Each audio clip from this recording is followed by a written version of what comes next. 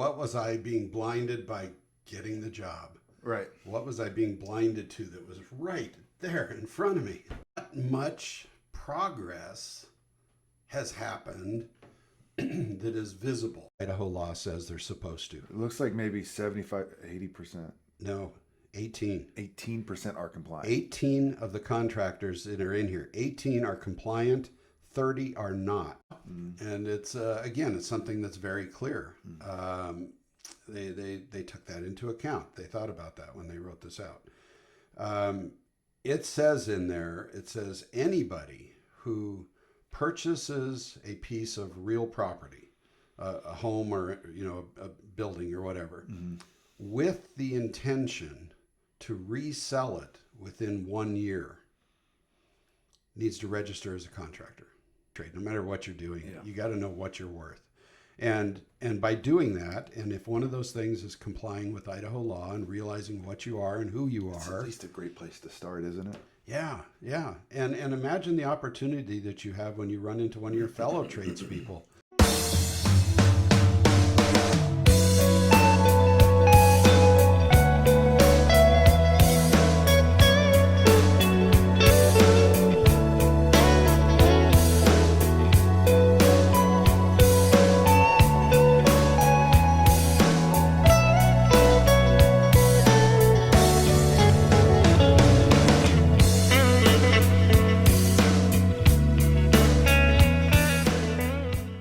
It surprises me how many of you watch this podcast but don't take the time to subscribe. If you enjoy the guests we have and the topics we discuss, please do us all a favor here at the OG208 podcast and hit that subscribe button. And in return, it's my commitment to you to make this podcast better and better every single episode with more engaging topics and the guests you want to hear from. From all of us here at the OG208 podcast, thanks for watching. Honest with you, it was my fault for not firing a bunch of shitheads a lot sooner. Yeah. So, but yeah, that was. But they're kind of that jerky customer too. It sounds like that.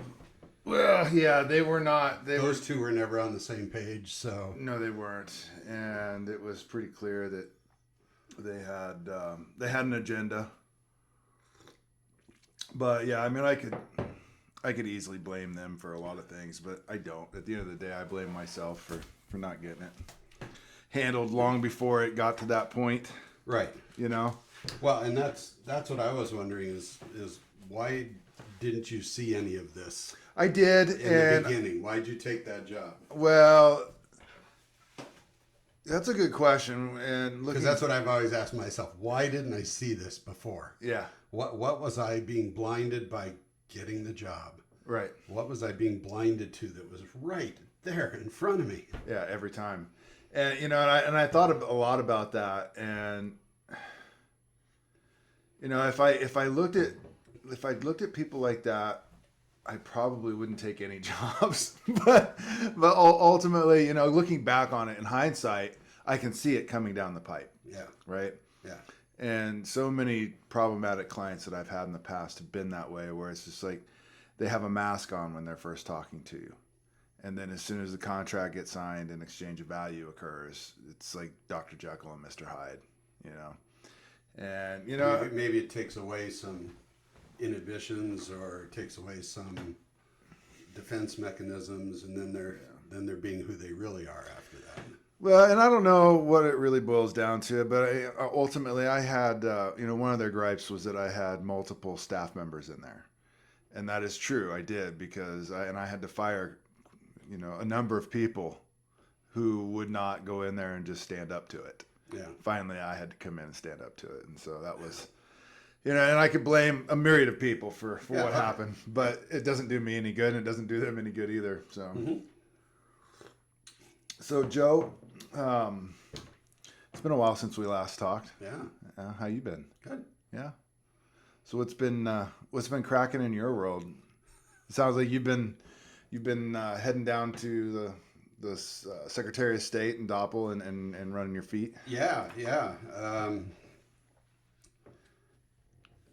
So it's been a little over a year since we did this once before, Yeah. right? Has it been that long? Wow. Yeah, it's been a year and like 4 months. I think it was, it was March of last year. Wow. So, Time flies. and not much progress has happened that is visible. Mm-hmm.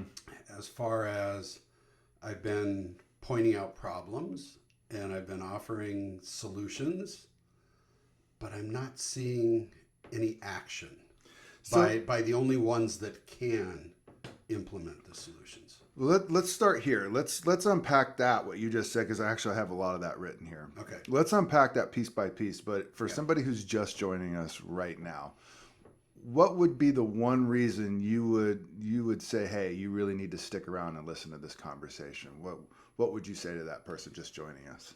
I have to know who's in the room because there's a different answer for the different people. Right. So tell me what room I'm in, and I'll tell you what that answer is. All right. Well, let's start with the homeowner room. Okay. Yeah. Yeah. No, that's a great question, by the way. It is. Well, no, and your response here, the homeowners. That's the reason for being here. Yeah. In my opinion. So if I'm talking to a homeowner, and I point out to them a couple of things as they're about ready to enter into a construction project or hiring a contractor. And I point out to them, it's kind of that, well, did you know? Because usually they're asking me some questions about, should I do this? Should I do that? Should I do that? And I say, yeah. Tell me more about your contractors, though. Who have you talked to? And I said, did you know that? And they say, well, yeah, this guy says he's a licensed, sheetrocker. And then I dump on him. Yeah. But I try to do it in a way that doesn't make that homeowner feel that they are stupid for not knowing this. Yeah. Because it's not really their obligation. Yeah. No, I thought about it when I was coming out here to talk with you today. I went through a bunch of traffic circles. And I thought, this is a good example. I got to write this one down. Did you know that you are supposed to signal with your turn indicator on your vehicle your exit out of the traffic circle? Interesting. So like if you're coming up one of these things and you're going to take and just peel immediately off to the right, you're supposed to have your signal on. If you go to the other side, you turn your signal on as you pass that first one and as you exit, because that tells the other people coming in that what you're doing, or you're not just going to sit there. And nobody does it. Some do, just like what we're talking about I'm probably today. guilty of that myself. Right. So again, it comes back to that ignorance. Yeah. You are no longer ignorant that Idaho traffic law says that you're supposed to signal your exit out of a roundabout. So moving forward, it's a conscious choice, yes. Yeah, so now you can choose not to do that. So I point out to the homeowners that contractors in the state of Idaho are required to register with the state. They register their business. And for that, they are, if they pass all the qualifications, which aren't hard, and we could get into that again if you want, but they're issued a registration number. Right. Either an RCE or an RCT number. And that's what they've done. They've registered their business. Real quick, what's the difference between RCT and RCE? Do you know? Okay, so RCE stands for Registered Contracting Entity. Okay. And then RCT, it's a milky definition that I've gotten back from them, but it's Registered Contracting Trade. So this is a case where the contractor can also be maybe the wholesaler to other contractors, but yet they offer installation of their own products, or they subcontract and install their own products. It's more of a kind of a distribution model of their materials and goods, getting them to the consumer. So, but it's the exact same process, just something by when you register, when you define what business you're in and what you're doing, that they're issuing this number for. That determines that. Does being a corporation have anything to do with that at all, or is that something that possibly could? I think it's more of what you do and how you go about doing that. Okay. I know, like, there's some businesses that have a retail storefront where they sell product to the public. but they also sell on a discounted level to other contractors. But when the public says, can you install this for me? They say, yeah, we've got installers. Maybe it's carpeting or something. Right. And they can go install it for Gotcha. you and coordinate it. That makes them the RCT. Interesting. Yeah. Well, I didn't mean to draw you away from contractors No. being registered in the state. Yeah, and as I've been told, I've been beaten on that one for a long time. So I think we're aware of that. The contractors are supposed to register. And how many aren't, I don't know. I just kind of go by the people that I talk to, and I say, okay, out of the last 10 people that I've talked to, one of them was not registered, or 3 of them were not registered. And then you try to extrapolate that percentage, but not everybody is. And some of them, when you point it out, again, it's the ignorance. I didn't even know I was supposed to. Right. Where do you think the origin of that ignorance really, what's the head of the snake as far as that ignorance is concerned? Is that the contractor? Is that the contractor's board? Where do you think that begins? Yeah. Whose responsibility is it to know what is required when you're in business? Right. You're the business owner. Yeah. I'd say it's yours. If you want to be a baker, you need to know what you have to operate under. Really if you want to be a pilot, you have to know. If you want to be a contractor, you should know. And it's not hard to find that information. You go online and what does it take to be a contractor in the state of Idaho? Right.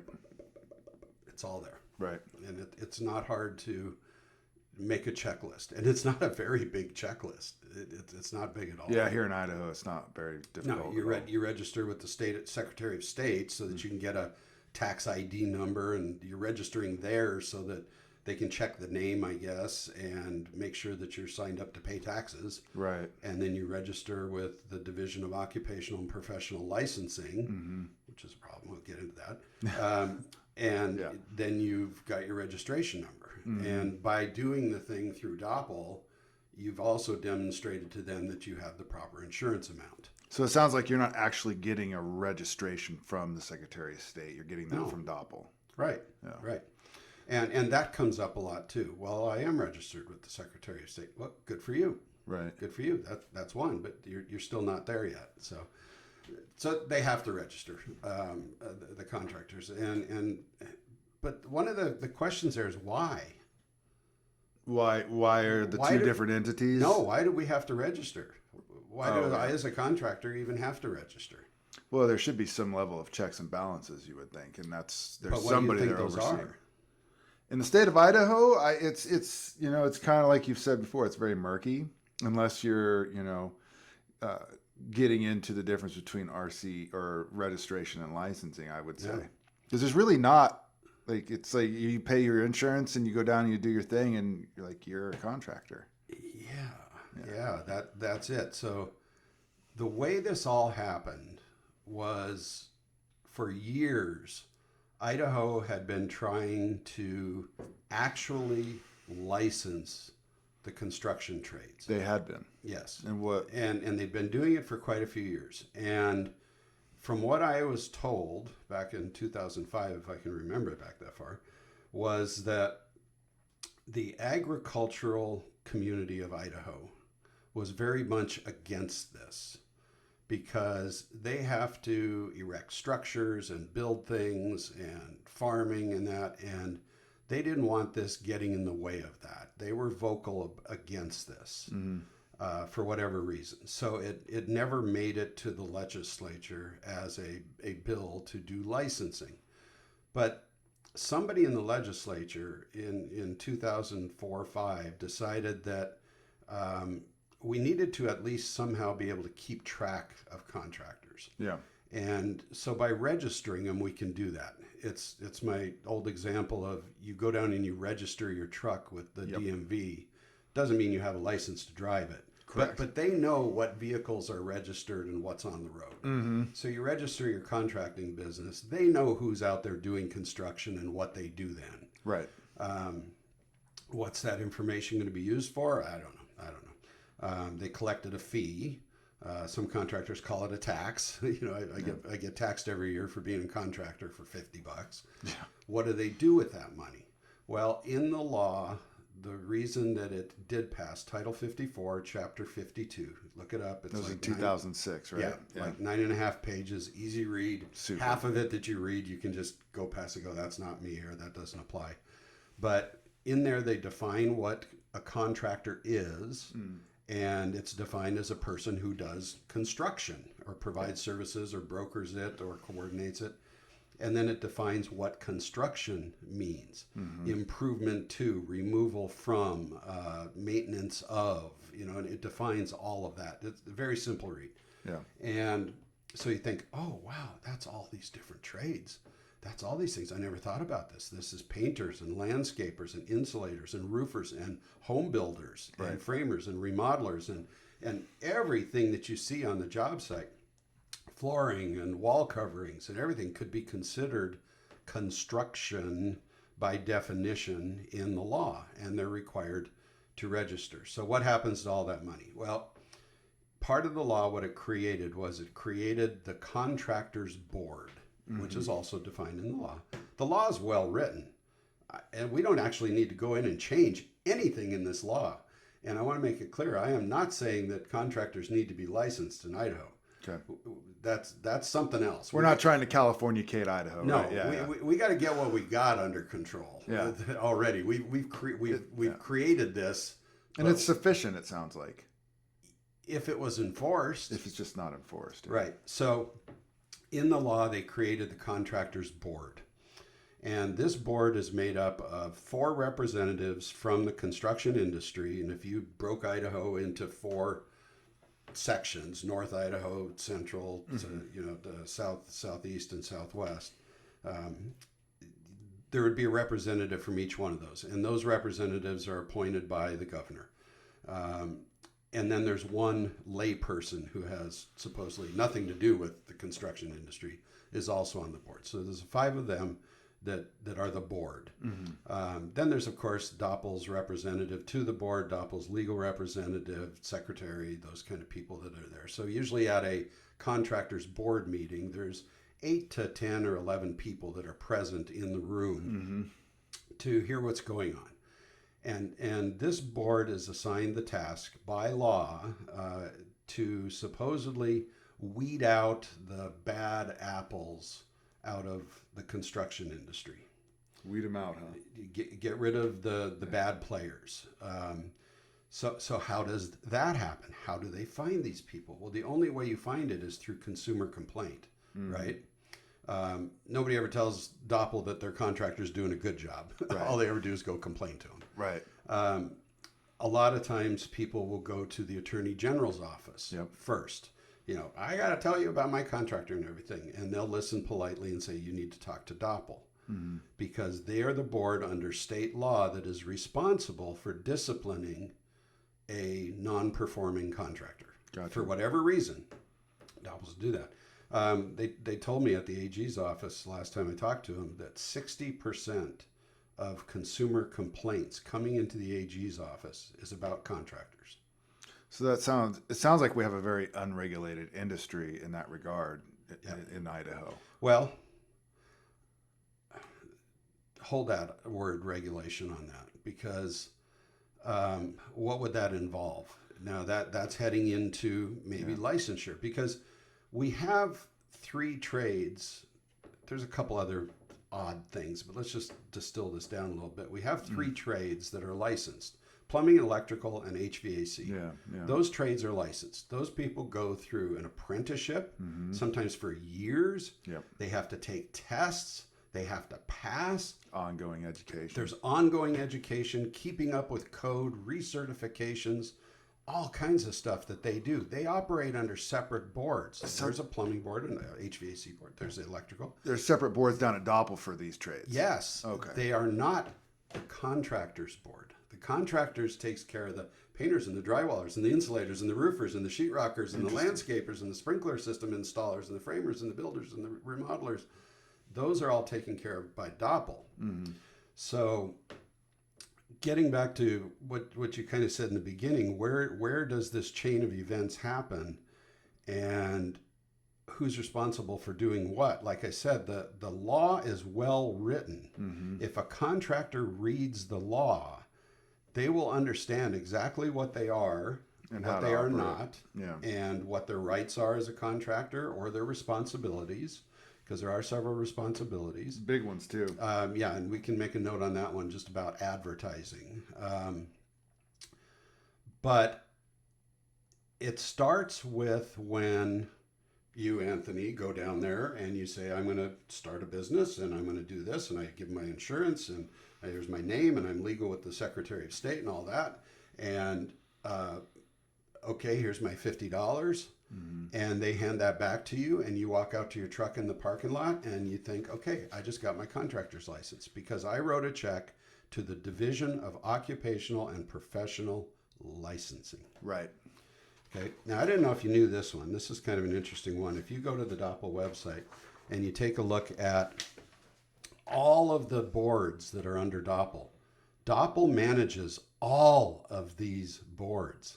Yeah, you got physicians and social workers and morticians, even Florists, barbers, Right. Dentists, everything. they oversee licenses. All of that. Yeah. And the vast majority of these are actual licenses that involve testing and certification that the state of Idaho is saying, we're putting our faith behind this person, that they know what they're doing. They've demonstrated to us their craft, their trade. And we're saying, yes, they did that. Painters don't have to do that. Right. You know, landscapers don't do that. Roofers, framers, we don't do that. Right. We pay our $50, but we did it to the Division of Occupational and Professional Licensing. So therefore, we think we're licensed. So all the way back to the beginning, who's in the room, when I tell the homeowner that a contractor is telling you that they're licensed, there's a very good chance that they're not.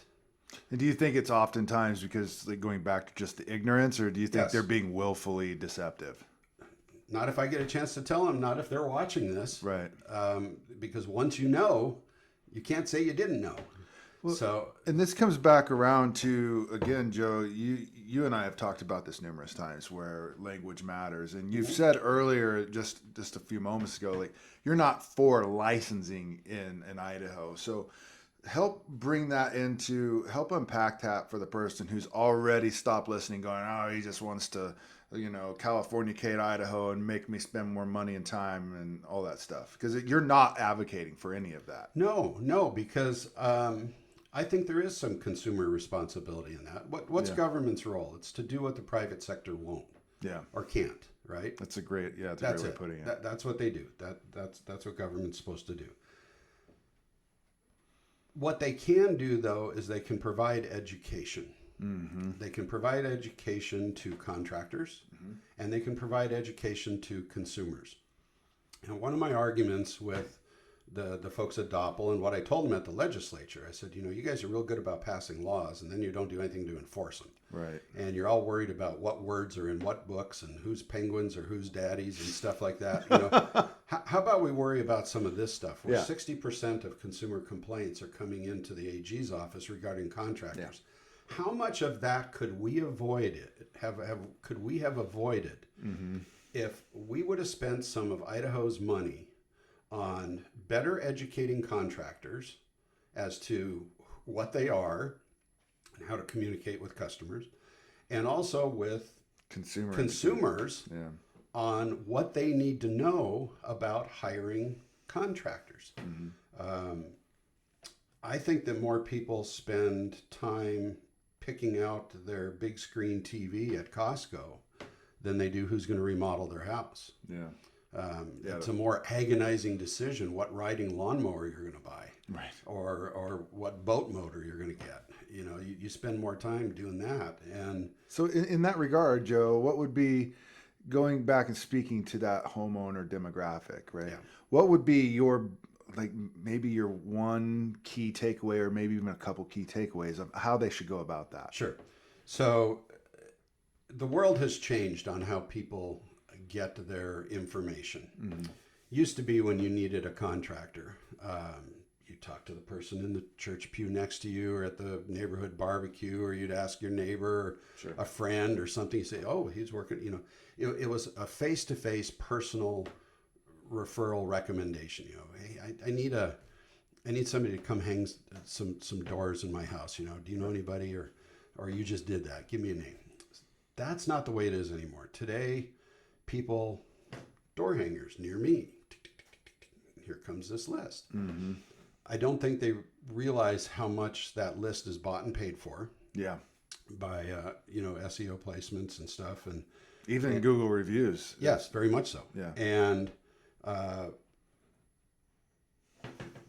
yet, then you're led to a website. Usually, click here. Yeah. And you can build some beautiful websites. Yeah. You can look so much larger than life and so much better. And people put faith into that. It used to be you'd put your faith in who had the biggest yellow page ad. Right. And one of the rules used to be don't call the guy with the biggest yellow page ad because it's expensive. Because the really good guys are these guys down here. Yeah. Yeah. These guys are trying to overly pad their resume or impress you. Yeah. Yeah. So we've changed the way that we get the information. So one of the only things that we can do, and again, the role of government maybe, is what can they do to help send a consumer down a path to maybe trust what they're hearing, but also verify. Right. And the way they do that is in the law. In the law that was passed in 2006, there's a paragraph that says every contractor, in every form of solicitation for business that you do, in every type of solicitation, anything that could be considered solicitation, as well as business cards, your estimates or quotations, your invoices, anything. Posts on Facebook, your truck, your trailer wrap, whatever it is, you are supposed to, and the key word, prominently display your Idaho Contractor's Registration Number, that RCE or that RCT number. You're supposed to prominently have that on display. What do you think the word prominent really means? To what extent? I think that when you look at a flyer or an ad, you should be able to find that in just a matter of seconds. It shouldn't be hidden in fine print. You shouldn't have to work real hard to find it. Right. That's the trouble with some laws. They use a word like that. Yeah. Because what's prominent for one person is not prominent for another. Does prominent mean it needs to be on both doors of your truck and the tailgate? Or does it only need to be on the tailgate? Or does it only need to be on one side? Maybe it means it just needs to accompany any place you put it. Yeah. If your name is there and you're saying, hire me, then it needs to be there. Because what the consumer can do is they can go to Doppel's website. Mm-hmm. And you just go to doppel.idaho.gov. Mm-hmm. And first menu that comes up there are these boxes, and one of them says search for a license. Okay, well, we're going to get past that for right now, because it should say license or registration. I know that's a huge pet peeve of yours. That's a website fix. Yeah. That's a simple fix that Doppel could do. And I've told them, I've suggested that they do it. So search for a license. Right. But we got to remember, at that point, that website doesn't know what we're searching for. It could be any of these things. It could be optometry or geologists or damage prevention, or it could be any of those things. Correct. So when you click on that, then you get another menu. It says search for a specific license. And at this point, this is where you have to enter one of these boards. Mm-hmm. And you go down the menu, and here's Contractors Board. You select that one. And that website has changed dramatically just in the past few months too. They've really updated that. They've worked on it. Yeah. They've been scrubbing it and cleaning up some things. Partly because there was some out of date information, and there was some duplicative stuff, and there was a lot of dead end links and things that you forget about that. You say, when was the last time you went through your website and clicked on everything there to see what's there? You'll find stuff that's way out of date. Well, and it sounds like too, it sounds like one of the biggest issues that you're kind of noticing is that when you go to the Doppel website, it tends to lend itself, it suggests that these people are actually licensed when they're not. Right. So at that point, they're reinforcing this illusion. Mm-hmm. It's kind of that thing when you raise children, if you don't tell them not to do something, it can almost be interpreted by that little brain down there that it's okay to do that. Right. If I tell you not to do that, I'm going to push the envelope. Yeah. Test my limits. Yeah. Right. So by not telling contractors that they are not licensed, double negative,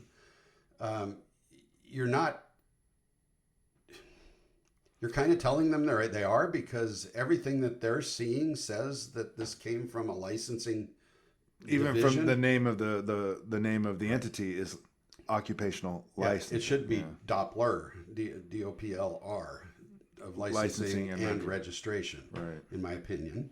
They'd have to design all new logos, and that would turn into a 5-year evaluation process, I'm sure. But so the consumer, once they enter the contractor board in that little bar, then it shows enter the license or registration number, and you can put that in there. So when I had my registration number, I put in my 238 or 23580 whatever number, and up would come my business name, and also if I'm doing business as another name, because I may be doing business as Home Fix, but the corporate name may be Fat Bald White Guy LLC, right? So it could be that Acme Marketing Company, right, or a division of some acronym holdings or something, right? So you realize who's you're really doing. Then there's a thing that says whether they're active or inactive, gives the expiration date of the registration, and then also says if there's any disciplinary actions being taken or have been taken on that contractor. Correct. And then you can go explore that a little bit more. That's all a consumer can do. The only way to check up, and all that tells you, is that the contractor complied with Idaho law. They registered. They received a number. I've checked it out. This is the name of the company. It matches. It's not like a fake Social Security number. Right. That's a real number for that company. And they don't have any actions out there, holding them back right now. So they're good as far as that goes. That's what a consumer can do. And I point that out to them. And they say, well, that's the first step you recommend that a consumer takes. Yeah. And I was just asked of that. I did a interview like this on Boise State Public Radio last week. And a person from Twin Falls called me and said, so I just am in the process of hiring somebody to redo some floors. And they're telling me that they're licensed and insured. I was going to ask you about this. Yeah. 'Cause there's a little pocket out there that actually does do licensing, isn't there? Some do and some don't. So you got to know your own community. Yeah. And what does that licensing mean? Because I've heard that there's other communities around the state that has individual licensing. Is your flooring contractor doing ongoing education, et cetera, et cetera? What does that mean? Yeah. What does that mean for you? Yeah. And so here in the Treasure Valley of Idaho, when we see that contractor saying that they're licensed, and you see like license number RCE XXXXX. Right. Okay. You now know, as a listener to this or in general, that no, that's not true, because that's a registration number. It's not a license number. Right. And again, in the mind of a consumer, what does that mean? A consumer looking at two bids, and they say, okay, I got these two bids here from contractors. This guy says he's licensed, and this one doesn't say anything. Okay, who's the better guy, or who's right or who's wrong? Yeah. Well, Rain gutter problems might not be so obvious until you realize that you've got a bigger problem in your crawl space. So, if you think you've got a rain gutter problem, call the experts at Rain Gutter Solutions today at 208-724-7885. That's 208-724-7885. From drip drop to tip top, the experts at Rain Gutter Solutions have got you covered. Proud sponsor of the OG 208 podcast. okay, who's the better guy, or who's right or who's wrong? Yeah. Well, they're both wrong. But the guy who's actually saying he's licensed when he's not is extra wrong. Yes, but is it through ignorance? Most likely, he just doesn't know yet. Right. And the state should give them the opportunity to correct that. Tell them, you're not licensed, and stop saying that. Right. Or, and that's in the law too, you can be punished with $1,000 fine for saying you're licensed. Right. But they don't enforce it. And $1,000, that just got somebody's attention. $1,000 if on your truck and it says, whatever, it's a roofing company, Right. and you say licensed and insured, you could be fined $1,000 if Doppel wanted to go through all of that. You'd probably get a letter first saying, stop saying you're licensed, you're registered. Right. And otherwise that can be taken as misrepresentation, and that's in the law of who you are. Right. Defrauding. Yeah. Then it falls under Title 46 under Idaho Code as far Deceptive as fraud practice. goes. And, yeah. And purposefully doing that. If you say, no, I'm going to keep doing it. And or I get the thing, well, I'm licensed in Oregon. Well, great, but that doesn't count here. Right. And no reciprocity. Yeah. Or I'm licensed in something else. I am a licensed barber. I just happen to be doing this, hanging mini blinds now.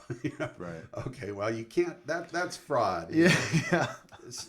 And I tell people that. I say, what if you found out your doctor never graduated or passed the bar, or the medical thing, or your lawyer the bar, or maybe that police officer that just stopped you really isn't a cop. Right. Wouldn't you feel defrauded or something? Yeah. So we have some protections in place. We just need to try to follow through on them. So the consumer, if they know this now, because, okay, this guy was ignorant. This guy here was also ignorant. Right. Because he may be a fully registered contractor, but that RCE number should be on that quote or that proposal. Yeah. So that person could check up on it. And then, so as a consumer, I would tell you the thing you need to do before you enter into any kind of a signed agreement or any exchange of money with a contractor is say, what's your registration number? Mm-hmm. Oh, yeah, don't worry about it. I'm fully licensed. No, I need your registration number. Right. Okay, well, it's RCE thinks that, okay, thank you. And now if you choose to tell them, now, that's a registration, not a license, actually. Right. And if you want to start unloading on them, fine. But I think our state should be doing that. I think a little bit more of I think, oversight. Yeah, I think Doppel on their website, it can be just a page you have to click to get past before you move on that says you're about to register as a contractor. Disclosure. This is not a license. You are not being granted a license. You're not being issued a license. You are not licensed. Don't say you're licensed. I thought I saw something similar to that somewhere on their stuff. Like, this is not a license. I made up a fake sheet at one time that I gave to Doppel, and I said, this is what it could look like. Right. And it looked, I copied their style. Right, yeah. And I showed that down at the legislature too. And I said, this is all you have to do is they have to get past this or initial it or check the box that they accept that information, because then they can no longer claim ignorance. So do that. And at the time of renewal for the existing contractors, which there's thousands of them out there, at the time of renewal, it says you are now renewing your registration. Yeah. Oh, by the way, if you're saying you're licensed, stop it. Stop it. Right. Stop it now. Do you think maybe, so just kind of burgeoning into possible solutions to just granular aspects of this? Mm-hmm. Do you think, because it's like you're saying, it's like $35 down at Secretary of State, and then Doppel is $50. Yeah. Do you think, would it be a matter of just like, would it be as simple as instead of charging $50 a year, charging $100 a year, and then hiring some people to help implement that oversight? And is it really just that simple, or? Well, I think there's a good argument to be made there. Yeah. Somebody presented that to me once. They said, could a person or persons or several people go to work for Doppel and their pay, their part of the budget comes from fining contractors, that won't stop saying they're licensed, that $1,000 fine. Right. I don't think we need to create that kind of a police state. Right. I think this can be done willingly. I think if contractors know what they are and what they aren't, they will willingly participate in that. Yeah. Nobody likes to be told that you've been doing something wrong for the last, 10 years, 20 kicking years. the pride. Yeah. They don't like that. Yeah. They don't like being told that they supported the wrong guy when they voted or something. Right. It's hard to come out of that. Yeah. So there's got to be other reasons to do it, and it's comes down to people just wanting to do the right thing. Mm-hmm. So it's a push-pull thing. It needs to be from the consumers, and it needs to be from, in this case, Doppel. They both need to educate contractors and consumers to what's going on here. Right. Because somebody's going to get hurt. And I've mentioned this before. I can just see it. And I brought this up to a couple people I know that are very good lawyers. And I said, would there be a case here if I'm getting down to the end of my remodel and I owe the contractor that final third, minus 5% or whatever, and I tell them, you know, when I hired you because you were licensed, or that's what you told me. And now I found out that you're not. Mm-hmm. I'm not paying you anymore. I wanted this job done by a licensed contractor. Yeah. And you're not him. So I'm not paying you. And I asked the lawyer, would there be a case made that contractor could lose that last third payment? He says, yeah, I think that might stand up. That could work if you turn that around right. If the consumer did it purposefully to defraud, Yeah. that's a different thing. But if somebody went under contract under the illusion that this was a licensed contractor, they could break that contractor and then go back for damages also. Yeah. Just like a contractor can do on a consumer when they break contract. Correct. The contractor can go after damages. It works both ways. And so I think the contractor will be protecting himself better by projecting who he is and what he is accurately. Mm-hmm. And if there's any question, man, I'm here. I'll help you with that. I'll look over your ads and your flyers, because I brought in an example of that. You ever see these magazines that you get? You know, I don't know if we want to show this to who's there. Oh, right. But it's these magazines that have ads in them. Yeah, from different contractors. Through and there's so many of them. Yeah, so I go through these things and I just look at a couple licensed things. and bonded and insured. Like you're Right. bonded in Idaho. What? So I looked at this one in particular, and I said, okay, how many of the contractors and construction businesses that are in here, how many of these ones are actually complying exactly like Idaho law says they're supposed to? It looks like maybe 80%. No. 18. 18% are compliant. 18 of the contractors that are in here, 18 are compliant, 30 are not. Wow. So out of 58, or 48, sorry.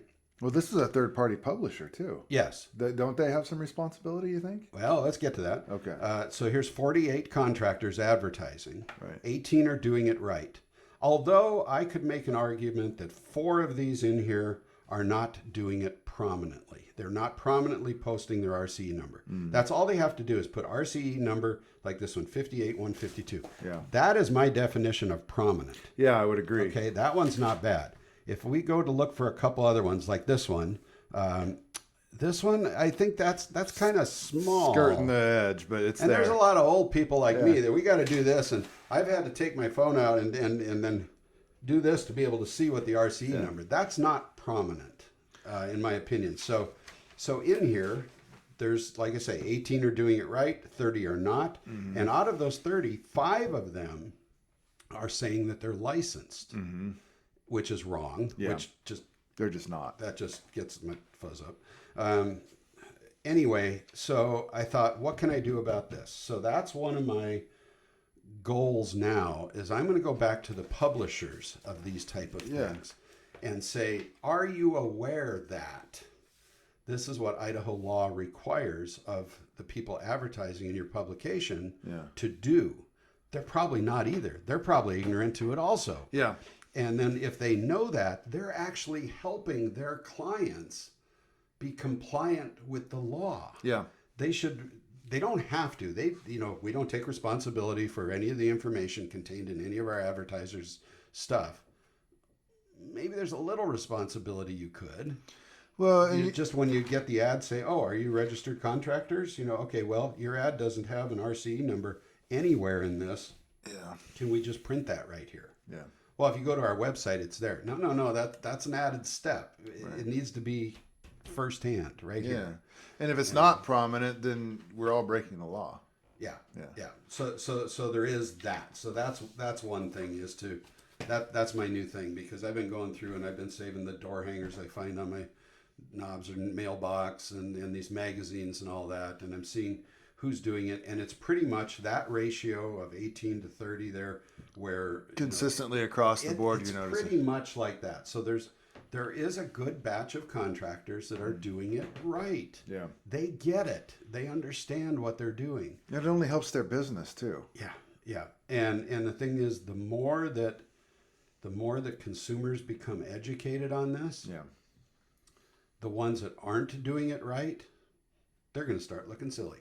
They're Yeah. going to start looking like they don't know what they're doing. There'll be an event horizon eventually if we can get enough Yes, momentum. and it's starting to happen a little bit. So my advice to contractors: if you're driving around in your truck and it says licensed on it, and you now know that you are not a licensed hardwood floor refinisher, then get that off of there. Go down to the sign shop and get a new little thing that just goes over it that just says RCE number whatever instead of license number. Yeah. And do that. And go through your website, because a lot of AI generates stuff like, we are fully licensed and bonded and insured. Yeah. Well, you're not bonded, because that's job specific when it comes to stuff like this. Yep. And you are not licensed, so you got 2 strikes right there. Yep. And which is another thing on the insurance. The state of Idaho only requires $300,000 of liability insurance. It's not much. That's not much. Not when the median selling price of a home in Idaho is almost approaching $600,000. Yep. Now, most policies are a minimum of $1 million. Yeah. But will $1 million cover everything that you're doing in somebody's home with their contents if you burn it to the ground accidentally? Yeah. Maybe not. Maybe not. So maybe you want to examine your liability insurance. It doesn't cost that much to raise it up to $2 million. So going back to licensing really quick, like, one of the thoughts I've had in the past too is like, even if we did do something like a license, and this is just, just kind of spitballing some solutions, like for those MEP trades, those high risk variable trades that we discussed, right? They have that ongoing education that is trade specific to what they're doing in the field. And it's based on national models. Right.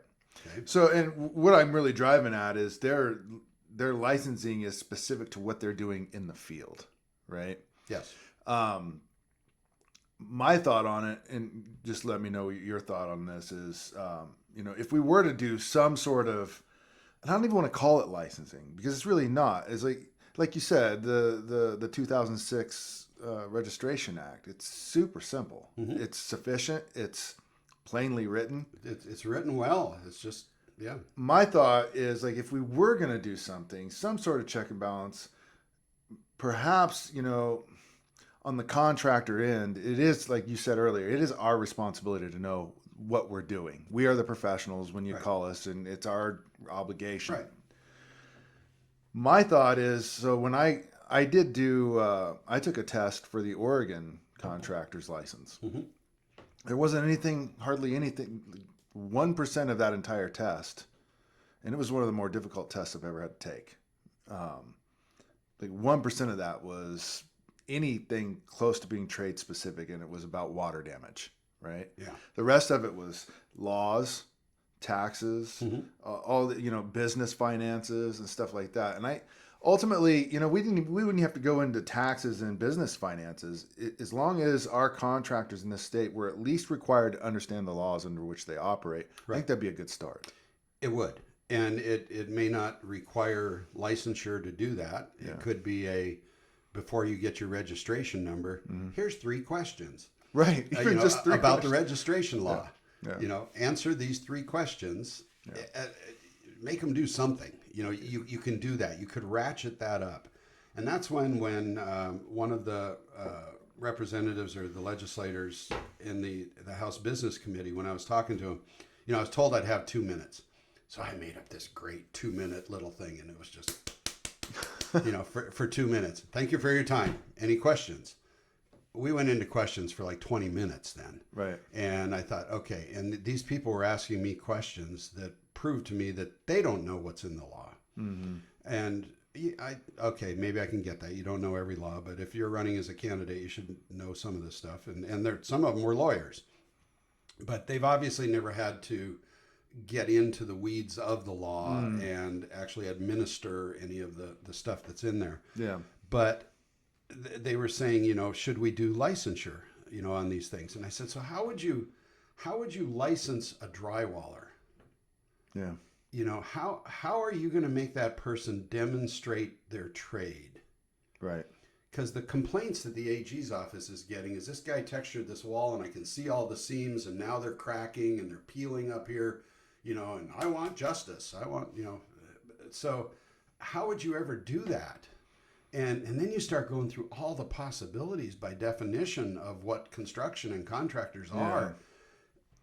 We got to get this under control first before we even think about doing any of that. But like you're saying, there could be some basic business acumen that needs to be demonstrated, that at least some of this stuff, how you're supposed to bill and in a timely manner and how mechanics liens work. Anything over $2,000. Yeah. And what requires this and that and what you're supposed to provide your customer as far as lists of subcontractors and contact information and do the lead test if it's before 1978. Big one. I don't think a lot of people realize so how big that there's is. a lot we could do on there.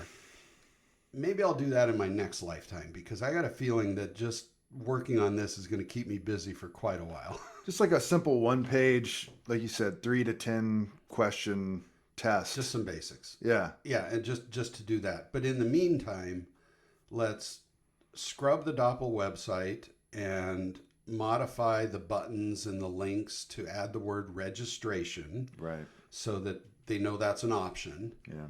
Let's take some of the money that we're spending prosecuting and chasing down bad contractors. That $50 registration fee, every bit of that's going to legal fees against contractors right now. Really? And that's one thing I asked the legislature to do. I said, carve out 2% of that.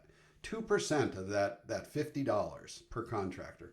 And that's per year, by the way. So we're talking millions over the last, 20 years or so. Yeah. But take 2% of that and use that to educate consumers and contractors. Instead of litigate. And what if you took that 60% of complaints to the AG's office and dropped it to 50? Yeah. Just through education. That's a huge needle right there. Isn't it easier to educate so that you don't have a problem rather than try to punish after a problem's already happened? Right. Maybe we're spending the money on the wrong way. It's I think one of the big things too was going back to, you had mentioned we already carved out and talked about the advertising, but there are certain rights that come along with being or not being registered. Yeah. And those are huge implications not only for the homeowner but for the contractors themselves. There was one of them I pointed out to people about lien rights. Mm-hmm. The whole definition of all that and everything that's in there, it's again well defined and everything, but it says specifically in Title 54, Chapter 52, there's a section on lien rights, and it says if you are required to register as a contractor and yet you don't, you forfeit your lien rights moving forward on any job. Right. And so I started looking into this as far as subcontractors go, because most liening problems are that a contractor hasn't paid a subcontractor. Yep. And that subcontractor, they may be out time and materials and labor and everything, and they're supposed to get paid by this contractor over here, and he's not paid him in the 90 days like he's supposed to. So the only thing that person can do if they've tried to get that money from the contractors, they have to go back to where the end materials and the labor was done, and that's that business or that homeowner, and put a lien on that piece of property. They have to demonstrate down where you file a lien that your work and your materials are sitting right there and you want to be paid by them.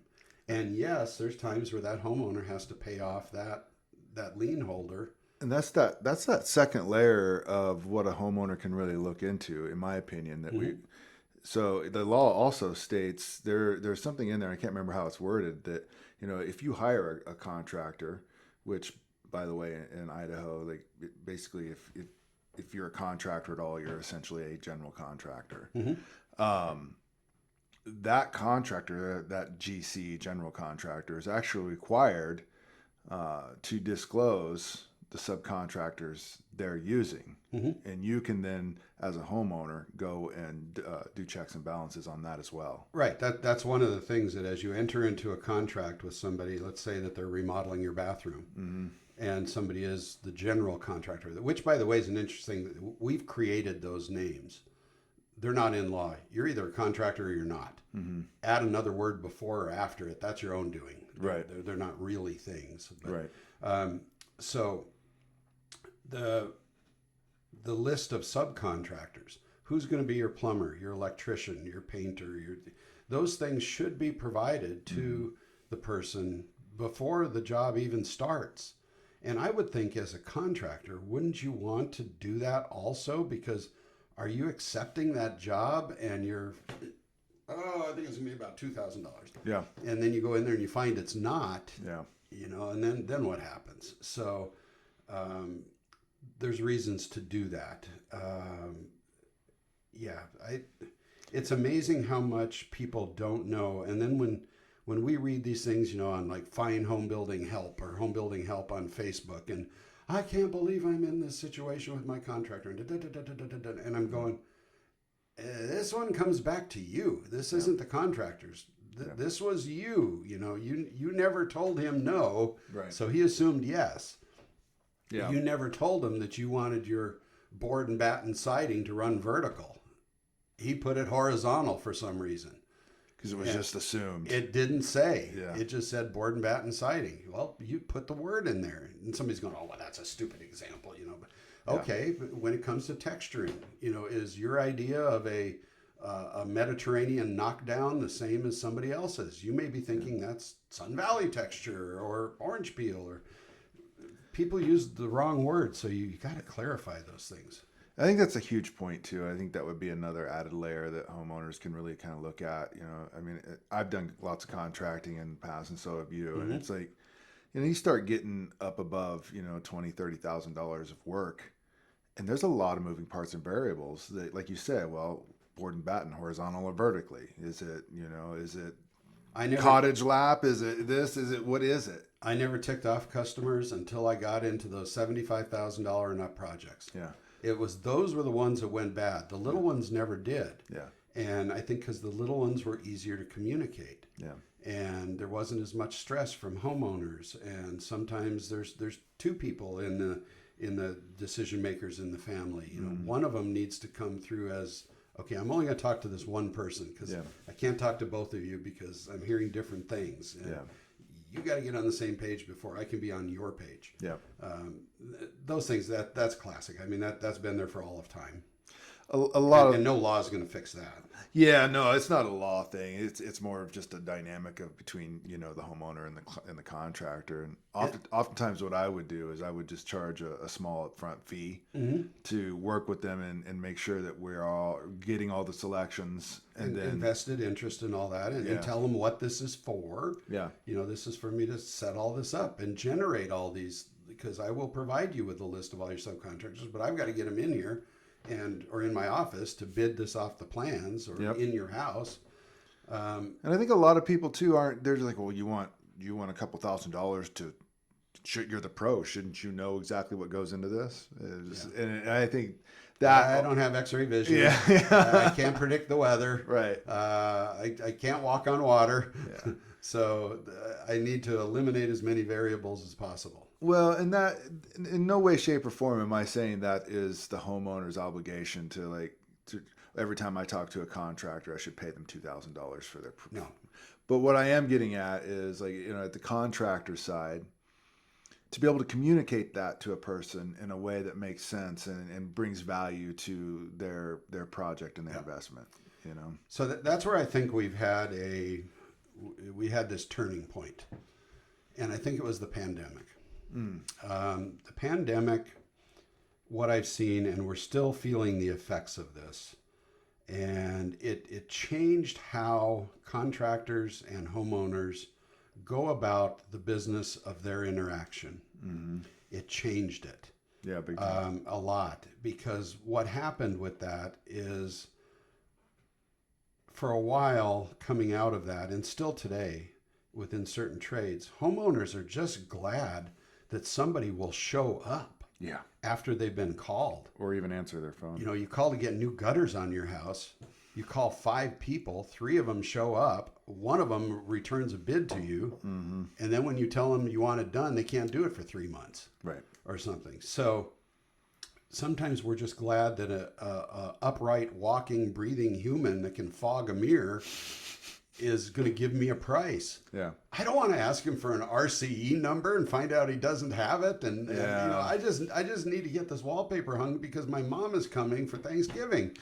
Well, you know, You on know, that other side, so- if he so- doesn't have that RC number Yeah. and you have a problem, your insurance isn't going to cover it. Right. What are you willing to compromise? Yeah. What are you willing to compromise to get that done, that job done better, faster, or cheaper? Yeah. You know, we always joke about that, the 3 things, you know, good, fast, or cheap. You can only have 2 of them, right? Well, And- I think you can have all 3. You can have 3. Yeah. But there's a 4th one that has to be in there, and it's a subcategory, and that's patience. Yeah. That's a good point. Because you have to be patient. You have to research. You have to find out. You have to carefully evaluate and go through this stuff. Because it is hard out there, because you don't know by looking at that guy's Facebook post if that deck they built is actually a deck they built.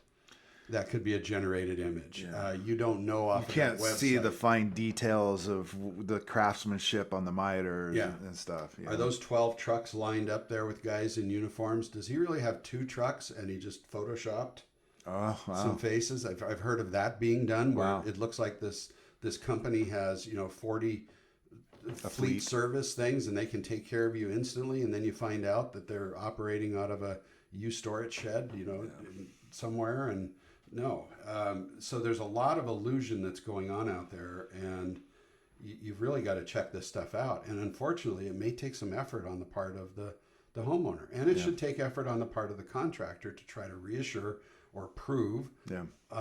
There's always that thing, well, I don't want to ask them that question because they might get mad at me. Would you rather it be that, or when they're halfway through remodeling your kitchen It's a huge and issue, yeah. they find out that, you know, he didn't have any errors and omissions insurance, and he got hurt, and he's a one-man shop, and now what are You're you going stuck. to do? Yeah. You paid for all this. You're not getting a kitchen done. Who's going to do the work? Yeah. You know, if you wanted it bonded where you could access that money and hire another contractor, then you ask the contractor to provide a bond on this job. Yeah. And yes, you better be ready for that to cost you a little bit more. That's not free. Well, not only that, but like just taking the example of that situation, that's a really great example, because like let's just say, you know, that guy, that one-man shop, he was the cheapest option. And let's say he's doing a great job. You know, Sure. just because they're expensive doesn't always mean they're good either. No, Right? no.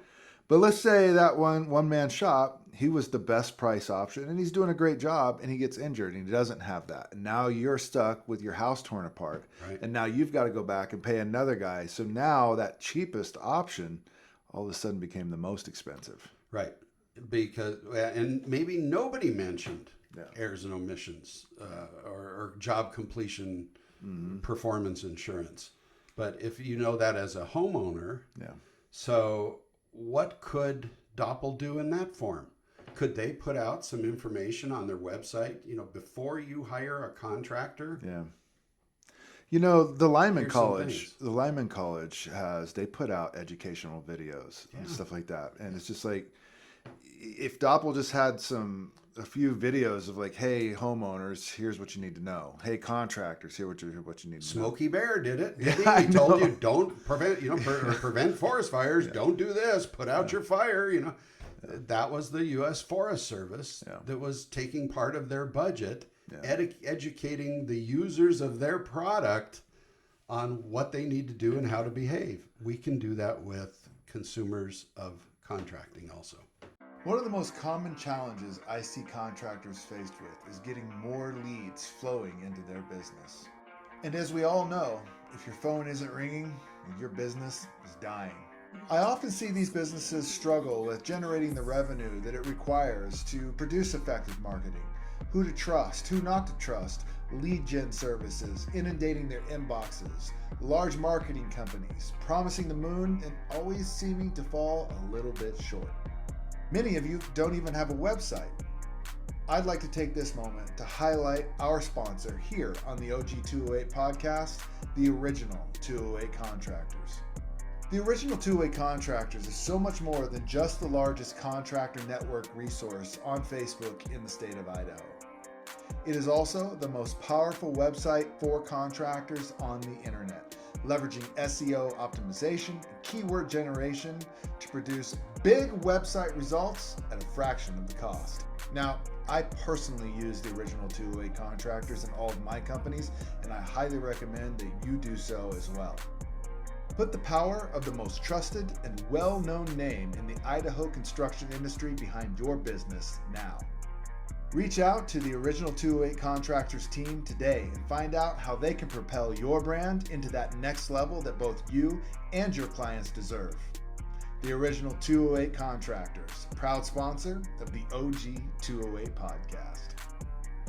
Joe, you and I have been involved for quite some time now too. So you're a prominent member of our group, the 208 Contractors, the original 208 Contractors, as well as fairly recently, you've been made. You're the admin of licensed, not or registered, not licensed. I've done a horrible job with that. I have not posted anything hardly. Well, it's quite an obligation to. It's a second time job. I just need to remember it's there. Yeah. But I guess, running that group, it's for me, it's been interesting seeing the inner workings of our industry, like the underbelly, if you will, right?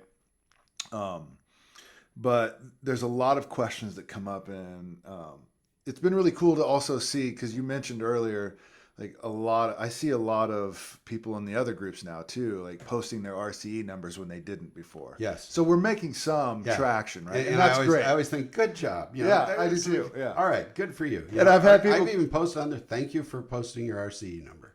Yeah, exactly. Positive reinforcement. Throw them a milk dud. Yeah, something. And and for us, it's like I've had people ask, hey, should we maybe allow more posts to get through who don't have this? And I'm like, well, that's sort of the business that we're standing on as the 208 Contractors. That's kind of our niche, right? Don't enable the bad behavior. But that being said, too, there's also a lot of questions that I know the admin and myself have often asked. And one of those big questions is always like, hey, how do we really approach, and like, I personally haven't seen it, and this may be above your pay grade too, so just let me know. There's, real estate agents and house flippers. How does this registration work for them as well? I mean, are they required by law to post some sort of RCE number, like a real estate agent who buys a house, or somebody who just buys a house and acts as the GC? Yeah. How does that really play out in your opinion, and as far as the law is written? It's in the law, and it's again, it's something that's very clear. They took that into account. They thought about that when they wrote this out. It says in there, anybody who purchases a piece of real property, a home or a building or whatever, with the intention to resell it within 1 year, needs to register as a contractor. Okay. So if you all of a sudden you find out that the house next door to you is the person's going to sell that at a really good price, and you think, if I went in there and did this, I could flip that thing and make $25,000, in 3 months. Okay, all right. You're doing that with the intent to resell that. You need to register as a contractor. Interesting. And I think part of that is under this consumer protection thing again. I think maybe the state was thinking that if we make these people do this, if we make them register as a contractor to flip a house, because the law also requires them to hire registered contractors then. So if they register as a contractor, they can only hire registered contractors to be compliant with the law. That maybe the end result will result in a building or a home that has more of the safety elements for the public, and it'll be built better or something. Like I say, it was a Hail Mary toss that they did. They put that in there just to, I guess they're just figuring if somebody's not willing to register as a contractor, or their subcontractor's not willing to do that, they're just hoping that those businesses won't stick around. That they'll literally, like they say, weed out the bad apples. Well, you know, and I'm of the firm opinion too. It's just like going back to, okay, knowing how to operate as a contractor according to the law essentially is going to be the byproduct of that is you're going to be operating in a more business-like approach, which is going to make the process of construction more efficient, right? And therefore cheaper. It might not be the cheapest price, but it's not going to be as expensive as having to do it twice. Well, and the other side of it is if you are a subcontractor out there, you shouldn't work for a non-registered contractor. Yeah. Because you lose your rights too on things like liens and several other things. If you're going to work for a contractor that is not registered in the state of Idaho, you're jeopardizing some of your financial chain and responsibility also. Yeah. So it's simple. Read the definition of a contractor, read the definition of construction. If that's you, register. And then prominently post your registration number everywhere possible so people can find it. And that's all you got to do. You're absolutely compliant. If we did nothing but that, I get to go away and stop doing this. Well, you know, and the other thing too is I think that's a big point.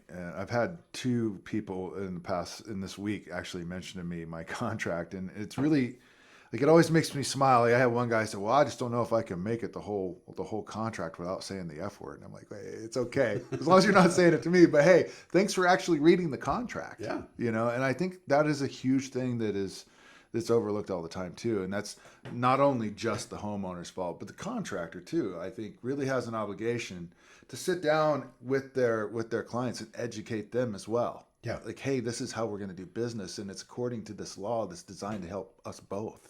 And several contractors on the larger scale, they know that their contract, which is, you know, 1/4 of an inch thick, is too much to digest all in one sitting with a future client. Yeah. So they break that down. Here is the design phase. You know, here's this phase. Here's the final wrap up. Yep. And they present those at different times. Yep. And if you can get past this, then we'll go on to this stage, and then we'll go through that, and I'll make that specific to your job.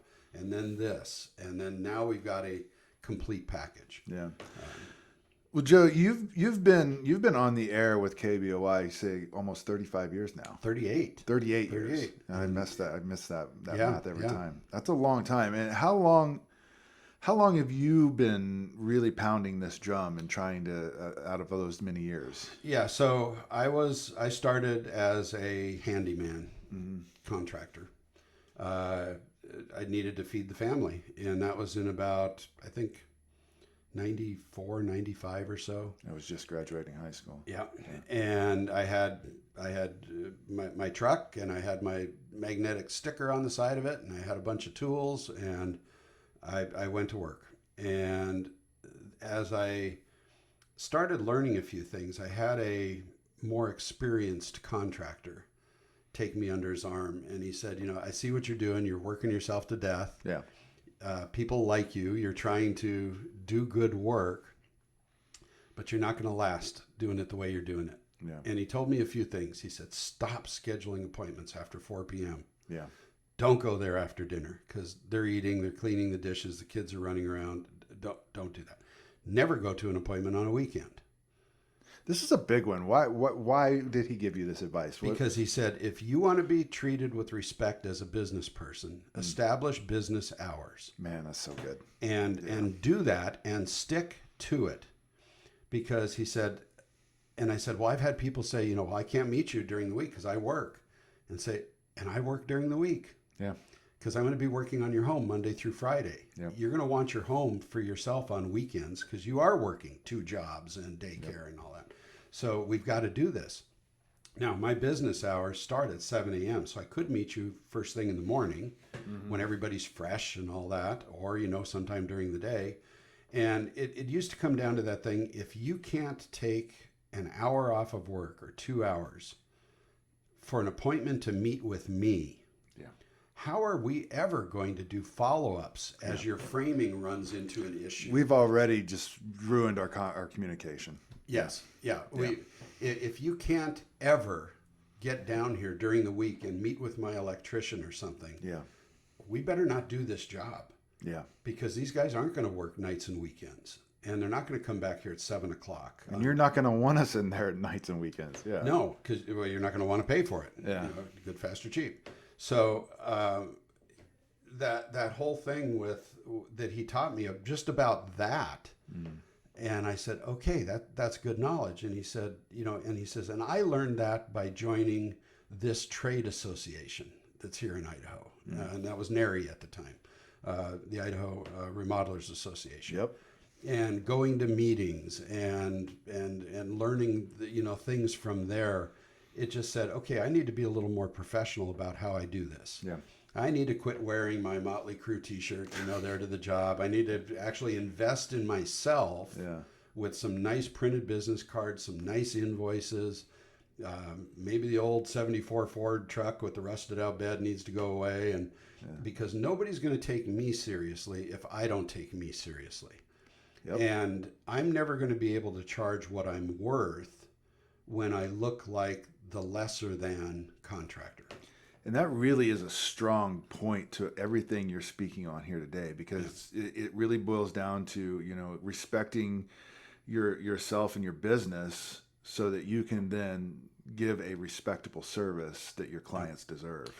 Right. And that doesn't mean that you have to have the newest truck with the biggest knobby tires and the neon underneath it and all that, because that starts looking the other way. Yeah. Get a professional shop truck, just a basic old white truck with silver painted rims, and put some nice graphics on it or something, but don't overdo it, but don't underdo it. And I've had that chance to talk to those people before. I had this wonderful sheetrocker. His name was Jim.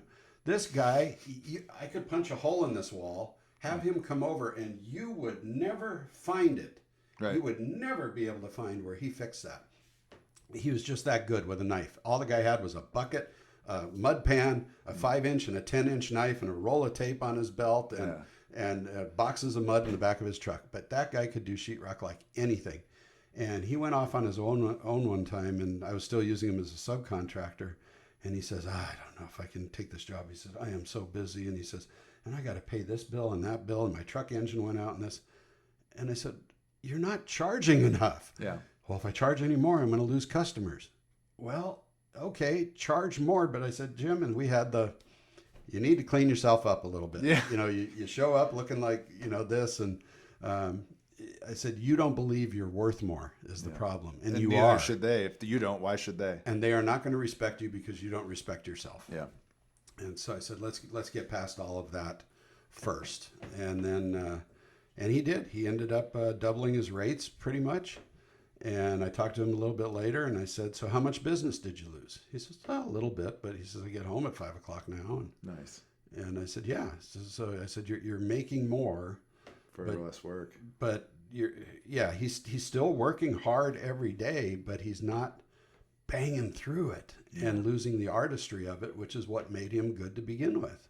That's such valuable advice, Joe. And I think that's true in any trade, any trade, no matter what you're doing. Yeah. You got to know what you're worth. And by doing that, and if one of those things is complying with Idaho law and realizing what you are and who you It's are. at least a great place to start, isn't it? Yeah. And imagine the opportunity that you have when you run into one of your fellow tradespeople. Maybe you can become that mentor of them. Yeah. And Joe, if there's one thing, what would you say the most important thing that we didn't talk about today that we should have talked about? Yeah, I made a lot of notes and didn't use any of them. I do the same thing. I've got some here that we haven't hit on, but I think the thing that we have to realize as Idahoans who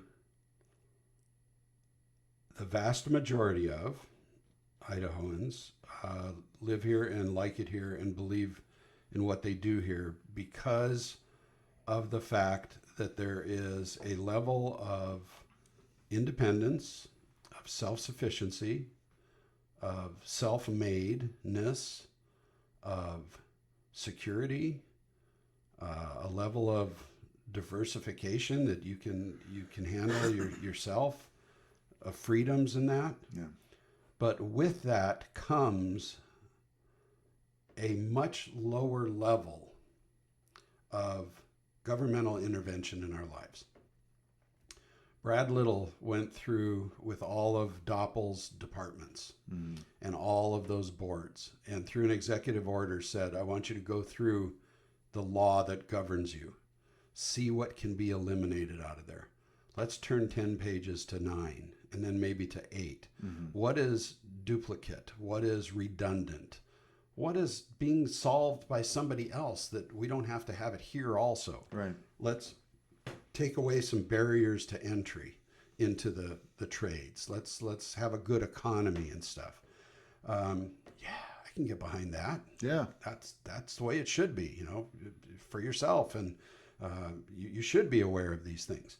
But sometimes you can either cut a little too deep or not realize that primary role of government to provide what the public sector doesn't. And then it can get away from you, because there are people, like it or not, that have been coming here. You came here at one time. Yep. I came here at one time. Probably everybody else came here at one time. Unless you're part of the Shoshone, Paiute, Bannock tribe, Yeah. you came here at one time. And the thing that we do is we bring our expectations and our previous experiences with us. And so we've got a lot of consumers out there coming from states where licensing was the way it worked. Yeah. And there was a path, if there was a problem, that you could go down and be made whole somehow. We don't have that here. Doppel can shut down a contractor. They can revoke a registration. They can fine somebody. There's even some jail time that can be involved in this in certain situations. Yeah. But that doesn't mean that your roof is going to get fixed the right way. Correct. Yeah. All you have is civil court to do that. So when we're proud of our independence and all that, we also have to take more responsibility on ourselves to become better educated in the water that we're stepping into. Yeah. So we know what's what, because the government's not there doing that for us. That's what you wanted. That's the double-edged sword of a free market. You Yeah. got it. You got very little regulation. Yeah. You don't have licensing of contractors. It's a great trade to go into. You can make a great living and feed a family and own a house and stuff and be your own boss and do all that. You can do that in the trades. We need more of that. We need a lot more of that. But what comes with that are people that don't do things right. You know that. Yeah. And as consumers, again, when we're just happy somebody shows up to give us that price, we support that. I call it voting with your dollars. Good way of putting it. Yeah. Every dollar that you spend, so let's say you're going to leave here today and you're going to go down to the fast food joint down there and you buy lunch there and you give them $17. Amazing, huh? $17 for a Happy Meal or whatever. Right. But you give them $17 for your lunch. You basically told that company, that corporation, that franchise owner that you support everything that they do. Yep. Everything that they do. You can't say that, okay, out of that $17, I want $7 to go to the corporate efforts, but I want the rest to stay here in the local community. Sure. You can't do that. So if you don't like what your contractor believes, what he supports, or things like that, don't hire him. There's principles that you can have too. If you don't like the way that Walmart treats their employees, don't shop at Walmart. Right. If you don't like Pizza Hut because they donate to this party or something, then don't go to Pizza Hut. Right. You vote with your dollars, and you do that with contractors too. And when you constantly demand lower prices and the cheapest guy, you're supporting somebody having a harder time. Yeah. And then their money goes to the cheapest also because it's all they can afford. Yeah. And then everybody starts suffering, throughout the whole big process. It's a mess, and if you think about it too long, you just lay in the corner in the dark and suck your thumb because you'd be afraid to step outside. But you've got to make a choice somewhere. But it doesn't hurt to do a little investigating to who you're doing business with. Yeah. I've lost radio listeners because of that, because of some things that I've said, and I've also gained some because they said, "Oh, you believe in that? Well, I can't listen to you. You get in my head, and I can't do that." Well, I think I've got a guest coming on here with the next couple days, Nick Andronis of Idaho Landscapes, and he's coming on specifically to talk just about that, bidding for a profit. And I think, you're doing great with this. I mean, I think you're doing a service here that more need to take an advantage of. I mean, it's low cost, it's educational. Yeah. You probably learned something you didn't know before you started listening. Yeah. I mean, I think it really does, as the contractor or the business owner, it really is I think it's on our end to really kind of pull the client back away from the precipice of how cheap, right? I mean, obviously price is a consideration, especially when you're getting above, $5,000, which is high ticket. Have you ever been mad that you didn't get the job that you were going to make nothing on? Yeah, right. Yeah. Yeah. Well, I mean, obviously we have to charge what a market is going to bear, but at the same time, we want to be able to, like, if you don't have enough in the budget to provide a good service to your client, right? I warn people about that. I warn consumers about that on the radio show. They'll call me up and, "Hey, Joe, I'm getting ready to take on this project and I want to get 3 bids. And what should I ask the contractors, this and that?" And I say, okay, number one, do not tell your contractor that you're getting 3 bids. Yeah. Do not do that. Make them think that they are the only one that you are working with. I said, because first of all, the first contractor that hears that you're getting 3 bids, he already knows he's got a 1 in 3 chance of getting that job. Yeah. And then he starts thinking about that 1 in 3, and he starts thinking about, why are they getting all these multiples? Yeah. Because they're looking for a certain price. Yeah. And if you know that you are not the low cost guy out there putting in footings and foundations, why are you going to even bid it? Then why even bid it? Yeah. And then here's this homeowner wondering why, well, 3 guys came over and I only got 1 bid. It's probably because you, the homeowner, gave those guys some signals that they said, "I don't want to be any part of this." Yeah, you're the cheapest. You're just looking for the cheapest guy. Yeah, you're looking for the cheapest bid. And homeowners, if you've got a $19,000 budget or a $190,000 budget, if you're not willing to disclose that with your contractor, then how can they advocate for you? If you can't tell them everything, how can they tell you everything? Yeah, and if you don't feel that way about your contractor, if you already don't trust them, why are you hiring them? Right. And so I think contractors can step up their game. Yeah. This is one little tiny thing, this issue. I don't think it's tiny, Joe. I think it's actually the biggest thing. Well, and I'd say, I guess it's a very easy to do thing. Yeah. You don't have to do it all at once. Go ahead and use up the business cards that you got that say licensed on there, and be embarrassed when you hand them out, or use them to mix epoxy when you're working in the shop on the back of. Get some new business cards. They're cheap. Get some stickers. Maybe have your RCE number embroidered on your shirts under your logo. Do what you can when you can, but make it a priority to start scrubbing your business so that you're communicating the right thing. And then homeowners and people that hire contractors and businesses that hire contractors, start looking into who you're hiring a little bit more. Yeah. Realize you're voting with your dollars, but also you want to make sure that you're protected if there's a problem. And there's probably going to be. It happens. It happens to the best of them. Yeah, I think that's great advice that you're giving, not only just for the homeowner, but for the contractor as well, especially that, hey, don't tell your contractor that you're doing 3 bids, because it's gonna make it difficult for you to get an objective overview of what you're really getting priced out. I always, and it's a sales technique that I personally have used. It's like, for me to pull a client back away from the edge of only price thought patterns, right? Yep. Like, okay, well, you've got 3 bids now. If the price was all the same for all 3 bids, who would you go with? Right. And I think that's a great way of really, like, as the homeowner, trusting your gut, like what's important. Right. Yeah.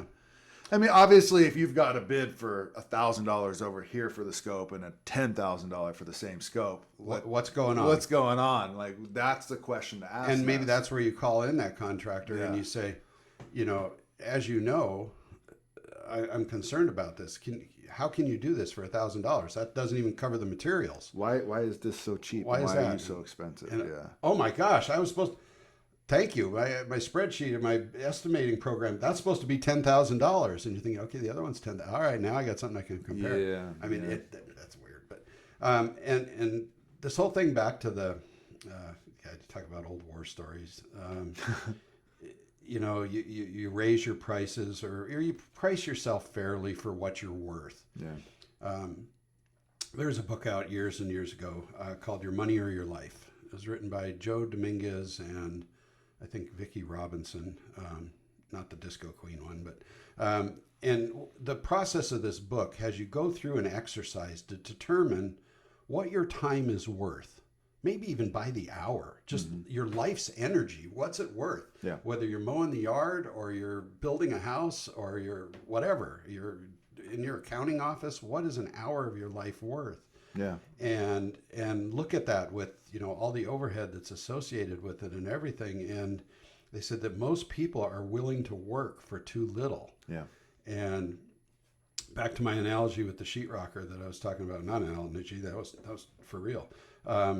I told him that once. I said, raise your rate. And he says, well, there's a few jobs that I'm going to lose then next week if I do that. Good. I said, well, yeah, either decide to go through with those or back out of them somehow. Mm-hmm. And he said, well, what am I going to do on Monday and Tuesday? I don't have any work. I said, well, you're going to clean yourself up and you're going to go down to Home Depot or Lowe's and you're going to sit in the parking lot in your truck. And when you see somebody pushing out a cart with 4 sheets of sheetrock, you're going to go give them help loading that.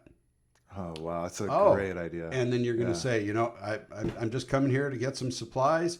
Here's my card. If you need any help hanging or taping or texturing this, give me a call. I'd like to bid your project. That's such great advice. And I said, you are working when you're sitting in your truck waiting for somebody to roll sheetrock out. Yep. They roll out 8 units of that stuff every single day out of that place. Mm-hmm. You should be handing out 30 business cards every day. And if you're an electrician or a plumber or something, go stand in the aisle because God knows there's nobody else working there, right? Yeah. And you see somebody trying to pick out a switch or something, you say, you need a 3.5 cubic inch box for that, not the 2.5 or whatever it is. Just go give some free advice. And I'd suggest you buy these outlets. These are the industrial. Oh, really? Yeah. If you want any help on your electrical projects, I'm an electrician. And just let me know. Do you work here? No. I'm just grabbing a couple supplies, push a cart around, make it look like you're doing something. Just hang out in the box store. That's guerrilla marketing. Yeah. And that's what it takes sometimes to get going. Yeah. And the other thing I tell people when you pull up in front of a customer's house and you're going to be putting gutters on that house, let's say, we'll go back to that.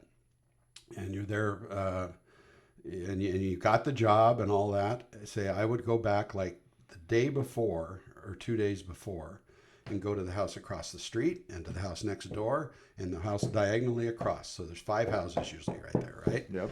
And knock on all the doors. Maybe 1 or 2 of them will be home. Tell them you're going to be doing a job here. Your guys are going to be here. You're going to have trucks out in the street. Any problems? Here's my card. Let me know. We're putting gutters on Mike and Sarah's house over here. And just wanted you to know that if my guys are making too much noise or blocking your driveways or anything, just let me know. Don't ask them for any business. Yeah. Don't ask them for any business. Just let them know if there's any kinds of problems or concerns. I'm the guy you call. Here's my card. Yep. Oh, yeah, you're putting gutters on? Yeah. What do you think it would take to do this one here? So I'll come back and I'll give you a quote on that. Yep. But yeah. Super excellent advice. Doesn't cost you a penny. And that's the problem with Facebook and Instagram and TikTok right now is it's very easy for anybody to create a great looking ad, say whatever they want to say. But if when next one you see that pops up and you don't see that RCE number and it says that they are licensed, go, there's 2 BS checks right there. Yep. Well, Joe, as always, it has been an amazing and an immense pleasure to have you on the OG208 podcast. It's easy to get talking. Thank you. I'm always honored to have you here. You've been a staple in the Treasure Valley and the Idaho community for many, many years, multiple decades. Thank you. The Home Fix radio show on KBOI Saturday mornings, 8 to 11 a.m. Just every Saturday like clockwork. Streaming, podcasts. It's pretty amazing. Joe, I really appreciate you coming on. You've had some sage advice here, not just for contractors, but for homeowners. And I like that I've got to be the old dog on the porch just barking at everybody else now. No, so. You're not barking. You're not barking at all. You're coming with the wisdom, and I think get off my lawn. And I think everybody's going to have a lot of value. Right. Thank you, Joe. Thank you. Hey, Bailey, so if everyone liked this show, what do you think the best, most free thing they could do would be? That they can subscribe, comment, or we can give them a free plushie. A free plushie? Yeah. Wow, you're getting me in some trouble now. I'll give you my least favorite one or my top 3 favorite one if you subscribe and like. You heard it here. You heard it first. Thanks for watching the OG208 podcast, everybody.